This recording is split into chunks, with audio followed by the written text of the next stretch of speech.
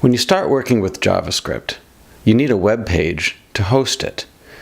Now, the way we're going to work with HTML web pages in this class is to create a directory structure that looks like what you see here, that's going to host your HTML, your style sheets, any images or media that go along with the application, and your JavaScript.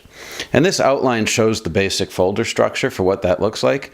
You can see there's what we call the root folder. Here I've called it example. You can call it anything you want. And that's where you'd put your HTML file or files if there's more than one. And then there's another folder or directory each for JavaScript, images, and CSS. Now this is somewhat arbitrary. In real web applications, these can be arranged any way you want, and they can be called anything you want. But what you're looking at here is a typical way that it's done in many web applications, and it's the way we're going to do it in this course. So let's start with actually building this out. So I have an empty folder here, a directory that I called Video2.2, this video. I am Sam, because we're going to use an example that builds on some Dr. Seuss, and build live because we're building it live. So the first thing I'm going to do for simplicity is I'm going to create some empty folders. I can create a CSS, a JS, and an images folder I'm actually going to copy in because I already have an image in place that we're going to use in our code. And now I've got the basic structure in place. Of course, I need to have some files in it. So the first thing I'm going to do is switch back to our code editor, and I'm going to create a new file. And in that new HTML file, I'm going to just put in the basic HTML that creates an HTML document. At this point, there's nothing in it, and I'm going to save this. Now, when I save it, I go to my root directory, which is actually this one, and I'm going to save it as index.html. Now, the word index.html instead of something else.html is also somewhat arbitrary. If you call it index.html, it means that the URL to that file, to that folder, will load this page automatically. Otherwise, you have to have the complete name of the HTML file in the URL. But in any case, we now have an empty HTML document, and in fact, I can now switch back to my folder view, and here's the file, index.html. If I double click on that to open it, what we will see, let's load it right here. It's an empty file, just like we expected. Now, in order to get some content in there so we can see what we're doing, I'm actually going to paste in a head and a body. So here is a head that has a title to the page, and then some simple HTML that doesn't do a whole lot, but asks the important question, do you like green eggs and ham? And has a little picture here. So that's our basic HTML for this page. Now I might want to add some CSS to it.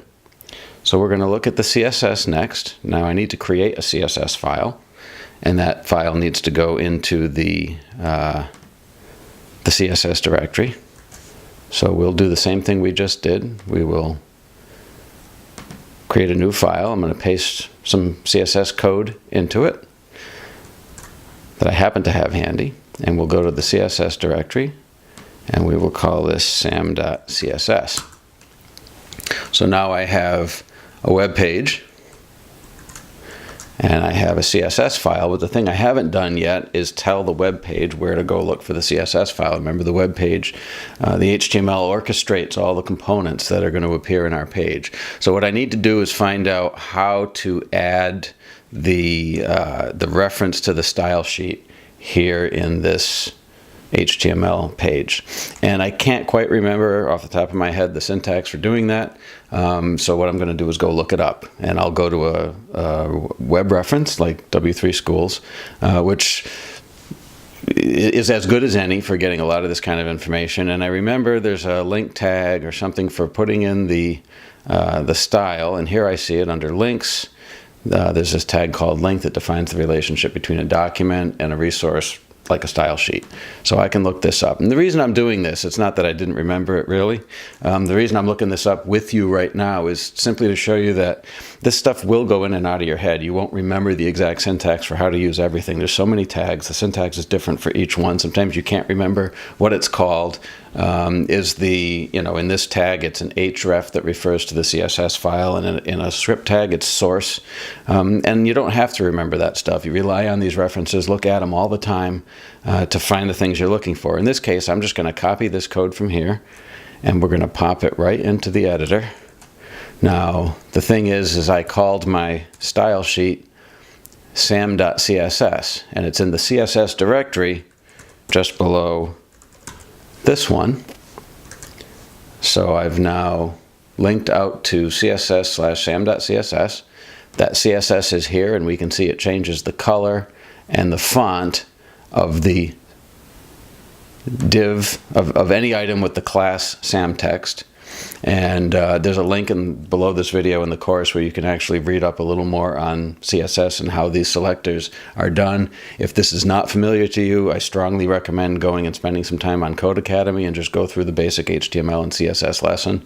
It will provide clarity on a lot of this. But in any case, these are saved.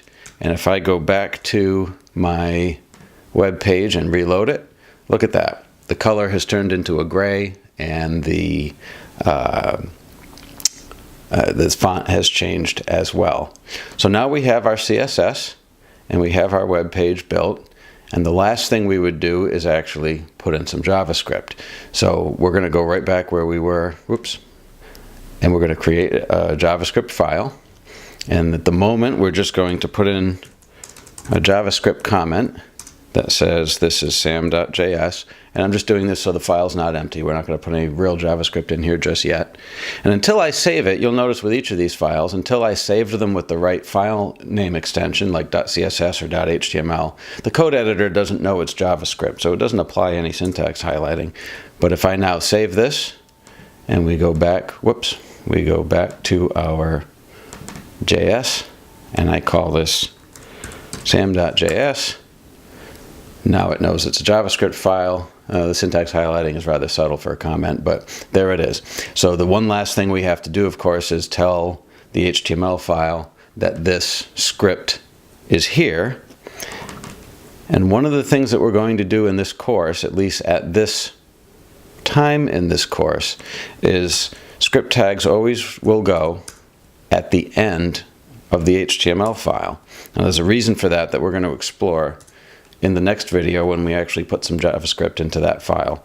But I save this, and now we have a complete web page that references a style sheet, that references JavaScript, and that style sheet and JavaScript are living in the proper directories underneath our root directory, which is called whatever you want.